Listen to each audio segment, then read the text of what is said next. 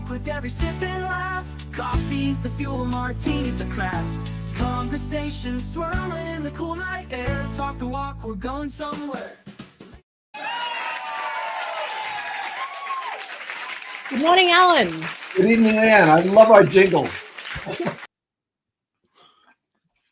It's so corny. It was, I think, one of the first things that Suno app created, and I just like, this is perfect. It's 80s, just reminds me of one of those 80s sitcoms. Well, yeah, that's right. I was going to say, it reminds me of Friends or an introduction like that. Yeah. Yeah, which is fantastic. And look, always good to have you here. So Talk the Walk number 10. Alan, how has your week been? My week has been crazy. I was doing falconry, bird lands on your arm there in Vermont last week. And we came back here and I must have done easy 20 coaching calls this week. Did a lot of writing, for my future columns. And I'm also, my book comes out at the end of this month. So we're doing promo for that. And we just put up today 12 Zoom sessions for 2025, one a month. We just got that up today. So a lot going on. A lot going on. I mean, the 20 coaching calls is massive. That's a huge week for you. But also, can we just double click the falconry bit? Tell us more about that. My son sent me a gift for my birthday because I understand I'm hard to shop for. You're right. I mean, when we're going to Vegas next week for some client work and some fun. And my wife got me out there once an excavator lesson. I actually moved one of these big excavators and dug things up and so on. So my son gets me to say, so we drive up to Vermont. And of course, here in the Northeast of the US, it's prime leaf season. The leaves are changing. So it's beautiful. And we stayed in a little inn. And then we showed up and this excellent woman, a brilliant woman in terms of birds of prey, takes out Nico the falcon. And Nico is this gorgeous bird. And what I like about Nico, and I wrote about this morning in one of my columns, is he freelances. And so he goes to these roosts. And then when you call him, he flies onto your glove and he gets a treat out of there. And then he waits to be told where to go next. However, occasionally he takes off on his own because 30, 40 yards away with his eyesight, he sees a cricket or something, goes down and eats it, comes back. So he's my kind of bird. Yeah, like that's it. Yeah, I love those birds. I told you I was in Mongolia and I had a falcon and an eagle. I'm reading about the Australian magpie. Have you heard about those birds? Are they the birds that peck cows' eyes out or something? They're very misunderstood. We've got some friendly ones. They're quite friendly, actually. I'm reading a lot about them. They're quite social with humans. And interestingly, with birds, like their eyes, so if their right eye can be looking at something completely different to what their left eye sees. So you know how we amalgamate? Yeah, I didn't know that. So it's pretty fascinating. And if you're here live, let us know what your favorite bird is, where you're joining us from. That's called, we have stereoscopic sight. Yes. You can see like this. But a shark, for example, sees this way. Yeah, and so then their brain processes it very differently. So they can be enjoying what they're eating and also keeping an eye out for danger. It's really quite fascinating. And so if you're joining us today, let us know where you're from. Today's topic is So You Want to Be an Author, and I'm qualified because I wrote my first official book last year. Alan, you've written a few more books than I have. Couple. When did you start your writing journey? My first book came out in 1988. I wrote it with a partner. We had no idea what we were doing. We sent it to about 20 publishers at the time. 4 or 5 expressed interest. 2 of us offered contracts. And so we signed on with a subsidiary of HarperCollins. And that book, The Innovation Formula, went to be used in 4 universities on the curriculum. And it's still available on Amazon for $10, all these years later. So then I said to the publisher, I want to write a second book. And they said, well, this book did so well. They shook my hand, took me to lunch, and I wrote Managing for Peak Performance. That did very well. Went to German and Italian. So did the first book, German and Italian. So I said, I want to write a third book. And the third book was, they called it Making It Work, a strategy book. And it did nothing. It was hardcover, never went to softcover, never got reprinted. In fact, a year later, I got reversion of rights because it wasn't selling. So I got it back and I reprinted it as Best Laid Plans. However, I made over $2 million from that book because people came to me for strategy. So, now my fourth book was $1 Million Consulting. And, that sold a couple $100,000. But I don't write books for the royalties. I write books because they attract business. Yeah. Okay. That's really interesting. I didn't know that third book had a bit of a, didn't do as well as the others. I just thought you had this kind of meteoric rise where it's like, oh yeah, incrementally good, then $1 million consulting. But that third one, that's super interesting. Yeah. We, Was, we saw Billy Joel at Madison Square Garden, and somebody yeah. shouts out, he says, "Oh, I'm going to play this song next." And people say, somebody says, "I love that album." And Billy Joel says, "Are you kidding me? Nobody bought that album." Yeah, but you sort of keep going, right? And you don't know what's around the corner. We've got our favorite. I mean, you all have our favorites, but Ricky is in the house. Ricky, Hey, Ricky. said, "Good morning." Ricky is dialing in from Sydney, so 7:30 there. And his favorite bird is the kookaburra. You know about the kookaburra, right? You've the laughing bird. Yeah. I've got a kookaburra that sits outside my window and laughs at about 4 in the morning. I don't need an alarm clock. Okay, so yeah, your book, $1 Million Consulting, that really made it for you, and you really have a philosophy around you write books to get business. You don't do it for the royalties. Is that a mistake that people might have when they go into writing a book? Is I just want to sell 10,000 of these? Well, look, the first thing I want to say to everybody watching today is this: everybody has a first book. And so say, "Oh my God, how will I ever get published?" Well, I don't care if you're James Patterson, Danielle Steele, Marshall Goldsmith, me, Seth Godin, doesn't matter. Everybody has a first book. And if we could do it, you could do it. That's number one. Yeah, The great. second thing is that only a blessed few make a lot of money from books.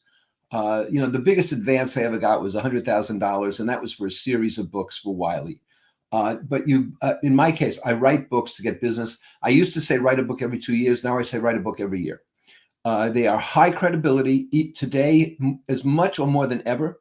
That if you look at it, I just did a thing on results leadership. If you look at people called thought leaders, they are constantly putting out books. Yeah, so I'm already behind. But let's go back to the point around the one book, because I think you just have to get that one book out of the way, because there's so much, particularly on that first one, there's so much pressure. And then once you've written it and publish it and market it, you're like, okay, I can understand the container that I'm playing in now. That makes the second one, I think, a little bit easier. You know what you're up for, and you've kind of done it already. But there's a ton of pressure. Like when you're going from not having any books to one book, I think is a really big leap. And if you are joining us live, let us know, do you have a book out already? Or do you have an idea for one? And like I wrote on your forums, I think yesterday, like my first book is not my life's work. But I just wanted to get a book out to be like, what is this all about? And I'm looking forward to writing the next one. You're telling me books are still relevant today. And you're saying now we've got to publish a book every year. Yeah. How on earth do we do that? Well, there's a formula for writing a book. First, let's start at the very beginning, and that is you don't get a book published unless you do a book proposal. And a book proposal has 7 or 8 elements, and you got to put that together, and you get that to an agent or an acquisitions editor. If it's your first book, get an agent. If you're going to say to me, how do I get an agent? Easy. You talk to somebody who has an agent and you get introduced, right? I send people to my agent all the time. Or you look at a book and you see the author has praised his or her agent, and then you go to that agent and say, I saw the work you did for this author, I'd be interested. So you have to get a book proposal that's accepted. Once you get a book proposal accepted, now you have third-party credibility. The publisher's invested in you, or the agent has invested in you. And the way the publisher wants a book in 6 months, I promise it in 4, I write it in 2. I once estimated that in a 40-hour week, I can complete a 200-page book if I did nothing but write for 40 hours. Now, unless somebody gave me $300,000, I would not do that, but I can. And the reason is that when you write a book, you write it from your chapter outline, which was in the book proposal, and you plan for about 20 double-spaced pages per chapter, which would give you a 200-page book with 10 chapters, say 50,000 words. The publishers used to want 90,000 words. Now they want 50. They want to really reduce expenses. Yeah. And you don't self-edit. The key, if people take too long because they self-edit, there are 4 key points in innovation. Oh God, or maybe there are 6, or should there be 2? Just put down 4, you're the expert. Just put down 4, you're the expert. Okay, I mean, as you're saying all of this, I'm like, well, I know that you're about speed. You've been writing. You're a terrific writer. I mean, that's undeniable. And it's good talking to you for someone just starting my writing career. And I think the biggest tip was don't self-edit. And editing is completely different. You do it later. Just get into that zone of fluency. We've got quite a few people here. Just want to acknowledge their ideas. Is it Dragika? Great to have you here. Hello, glad to be here. She's dialing in from Toronto in Canada. Andrea is also shocked. You every year writing a book every year. She has a question. What are your thoughts on ghostwriters? That's a good question. Yeah. If you want a book out, but you don't like to write, I have surprising news. Ghostwriters are fine. The thing about a ghostwriter is you have to have some extended discussions. They have to understand your voice. It has to be your voice that they're writing. And you have to just review their work to make sure they're expressing you correctly. Some ghostwriters are superb. They'll go right along the track. Some ghostwriters will deviate a little bit, maybe accidentally. Just keep them on track. But ghostwriters are fine. Generally you can get one for probably as little as $25,000, but they go up to $60,000 around there. Yeah. But there's perfectly legit. There's nothing wrong with it. It's completely ethical. But just make sure that you really don't want to write, because there is no such thing as writer's block. That's a psychological fallacy. But if you really feel you can't write or you don't have time, then ghostwriter's fine. Good question.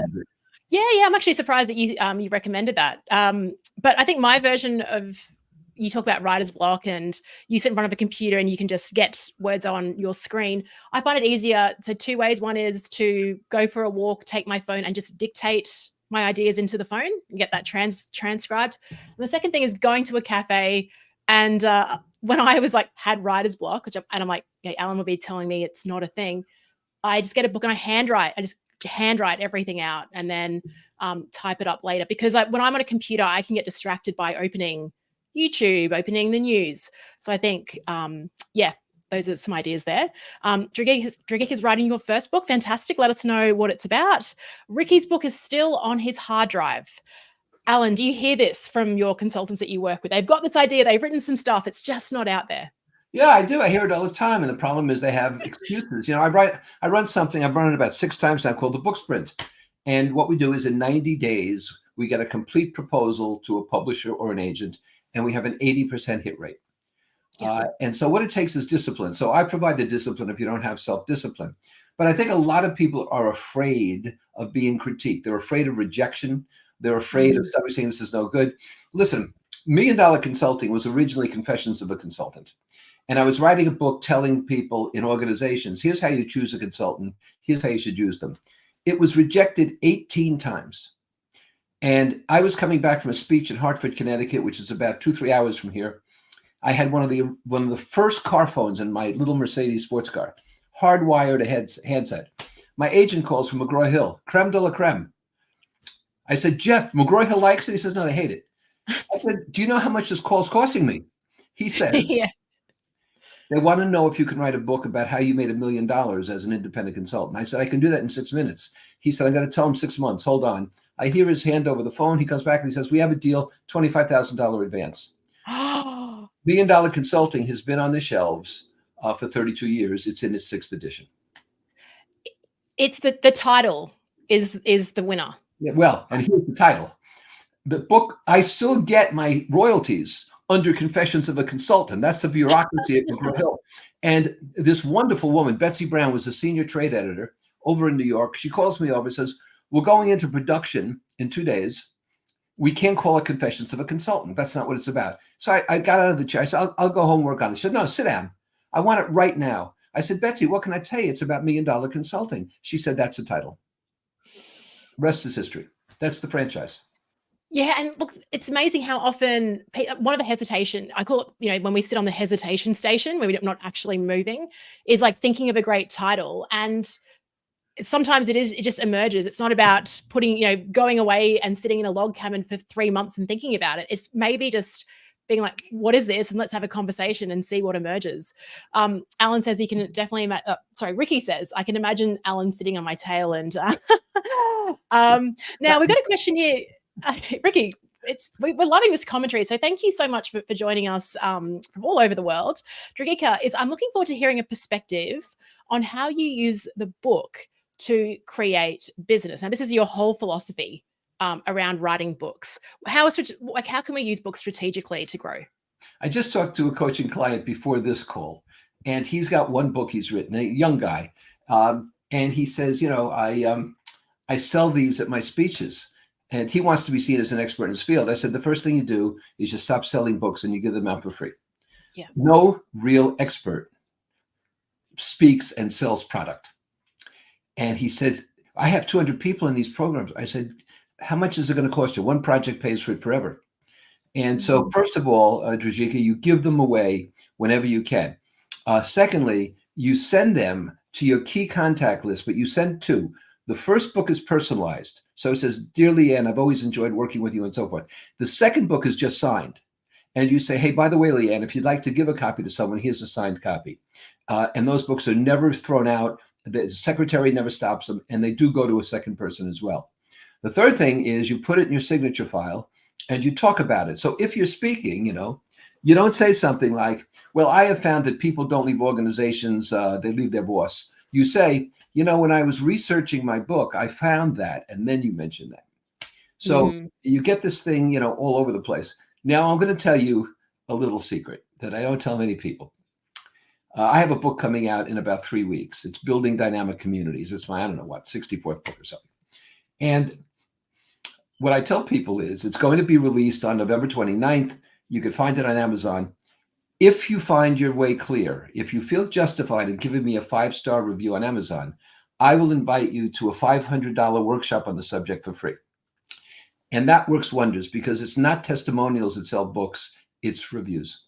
It is. Yeah, I actually borrowed that strategy, Alan, when I launched my book as well. It was like in the first 30 days, if you can just review. I don't think it's technically like legal, but I think there's like, so just letting everyone know that. But you need those reviews. That's a social proof that you talk about, when marketing. And I'm with all of your suggestions, like even just taking them out when you're talking to prospects, like hand out your book, just take it everywhere. I mean, I've still got a printout of my book behind me for a reason. Looking forward to the next book being out so I can change that poster. And congratulations, your book is called Tame the Turmoil. It is about strategy, change management, and risk, key areas in business where chaos occurs, the path to taming the turmoil. Oh, what a provocative title. There's a good example of using your book for promotion, but good for you. Yeah, exactly. That's exactly right. And Ricky says, incredible 18 times rejection of $1 million consultant. Yeah, really cool to hear that story. Okay, so advice for, you've given us advice for writing your book, and most of your books have been through a publisher. I self-published because I thought it was faster. I just needed to get this book out. Maybe there's a myth there. Is publishing still a bit slower than self-publishing? Well, commercial publishing is slow, sure it is, but yeah, I've self-published 4 or 5 books, but I did it when I had a brand that people would buy the books because they knew who I was. Sure. If you're in a large market, sales strategy, what Drajika just named, change management and so forth, you need a commercial publisher. If you're in a small niche, such as managing partners of small law firms, then you can get away with self-publishing. But the thing about publishing a commercially published book is, once you have the contract, and like I said, they expect it in 6 months, which is plenty of time. Yeah. You need to put aside writing time. Now, I write best in the morning, and I write on planes and trains, no problem, on my laptop. And so I will write 1 or 2 subpoints, say 5 pages in the morning, might take me 30 to 40 minutes, and I'm done. That's it. Next morning, I pick up there. If I'm on a train or a plane, I do the same thing. There's plenty of room for my laptop. But I don't write when I can get around to it. In other words, writing is as important as a client scheduled call. Yeah. So it's in your file of facts. It's in your calendar, and you can't ignore it. And that's how you get the book done. So if you do 5, well, let's say you do 2 pages a day. That means you're going to have in 30 days, you're going to have 60 pages a month. And so in 3 months, you'll have 180 pages. The book is just about done. So it's that easy if you're disciplined. Yeah, it's that easy if you're disciplined is a huge caveat. And I think that's the advantage of having a publisher, is that you've got someone on your back. When you are self-publishing, you have to be that disciplined. Last year when I wrote my book, my goal was I was speaking at a conference in just north of San Francisco in Sonoma. And I said, I am not going to this conference without a book. So I had 52 days to get it, version 1 done. I gave it away at this conference. I wanted to validate, would people even pick this up? Was the cover appealing? Was the content appealing? And I used that to get feedback. I gave myself 3 more months to edit and then publish. So that was just a speedy way. And Dragika's asked this question, which went through my mind as well. Is there a credibility question if you are self-published? So I'll just quickly, So I think yes, but also, I mean, in my example, no client has asked if this is self-published or not, which has been fascinating. And it sold pretty well. I think I've sold about 6 or 7,000 books, which I think is pretty good, plus client sales. But I had an audience as well. It depends to whom you're selling. If you want to sell to business executives and sell strategy, you need a commercially published book. Now, I would suggest if you want to self-publish anyone, what you should do is create ebooks. Create a 30-page ebook and create 4 or 5 of them. Yeah. You can give them out easily. They're inexpensive. You can print them out if you want a hard copy, have an artist do some things for you. And that works very well as a promotional bit. But if you're talking about senior people, they want to see a commercially published book.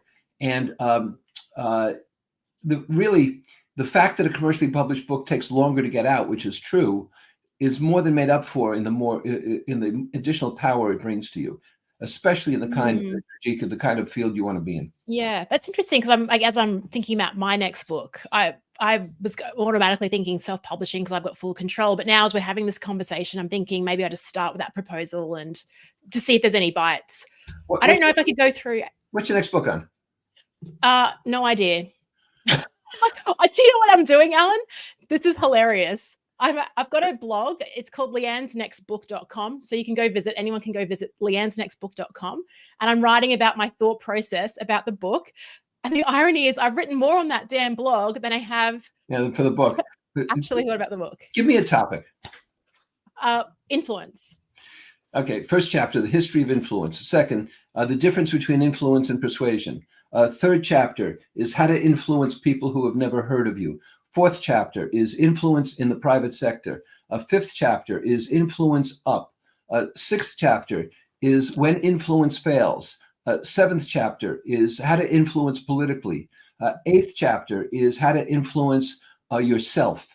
Ninth chapter is invisible influence. 10th chapter is the future of influence. There you go. There's your book. Thank you. I understand. This is okay. Can I tell you? I don't think writing a book is hard. Like I'm like you. I reckon I could smash out a book in 60 days, no problem.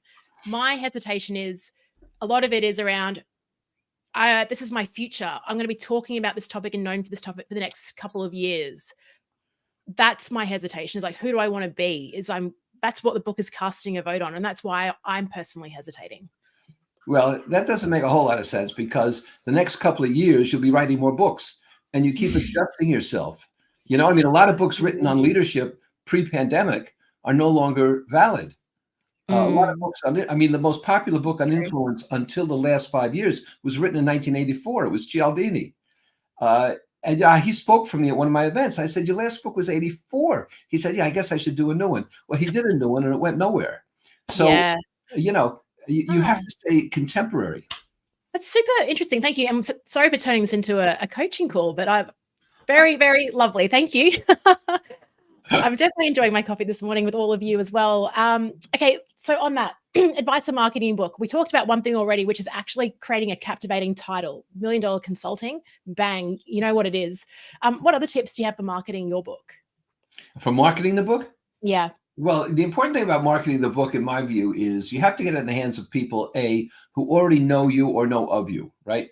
B, if you're going to get it into the hands of people who don't know you, do it through a third party. And so by a third party, you know, Amazon's a third party. Barnes & Noble is a third party. But then there are associations. And so let's say you wrote a book for, for physicians. There are medical associations. You go to the association and say, you know, how'd you like my book distributed for free to your people? Would that give you some value? Or I'll speak for you for free if you distribute my book. And so those third-party recommendations are very, very important. And then, you know, there are more formalized aspects to it. In other words, not just my first book, but 4 or 5 of my books have been on college curricula. Not that I intended it that way, but somebody said to a professor, have you seen this? And bang. When I go, sometimes I do television, sometimes I do radio, sometimes I do podcasts. And I'm always mentioning my books, like I said before. You know, when I was looking into this book, here's what I found. And people say, okay, and I always have the host, and they do this anyway. The host will always mention at the end where to get my books. Yeah, podcasts are super effective. I think building a community around your book is really helpful. Like when I was writing my book, I had a writers community. I called them my workshop wingmates, and they provided feedback. And then when it came to launch, they evangelized it as well, because you kind of need that critical core to get out there. And you're writing a book about communities on That's that the note. title of my next book, Building Dynamic Communities. There we go. You are staying relevant. You're like Madonna, Alan. Now, Ricky talked about Tom Cruise. Now you got me at Madonna. Okay. Yes, we mention a celebrity every time now. Ricky's like, thanks, Alan, the discipline to write the book. Yeah, I like that it's in the calendar. It's a reason why my newsletter isn't going out consistently. It's not in the calendar, and I need to do that. Dragika, what would be your recommendation? This will be our last question. What would be your recommendation if the book is very dense? Would you break it down into multiple books? Well, I don't know what dense means here. If you mean thick, I would try to keep a commercially published book to a maximum of 300 pages, and publishers prefer 200 or even less. Some of my books are 145 pages. Publishers like them because I make a point. You know, brevity is very important. Yeah. And people don't, unless it's a novel, people don't pick up tomes, you know. They want something to go through quickly. If by dense you mean complicated, if you mean convoluted, I would suggest that you use a hell of a lot of visuals in the book, and you use a lot of social proof and a lot of examples. So, you know, a lot depends on your audience. If you're talking to accountants or actuaries, they can live with dense. They thrive on dense. If you're talking to salespeople, they're not so interested in dense. So keep the length down, and use, if a picture's worth 1,000 words, social proof is worth 1,000 pictures.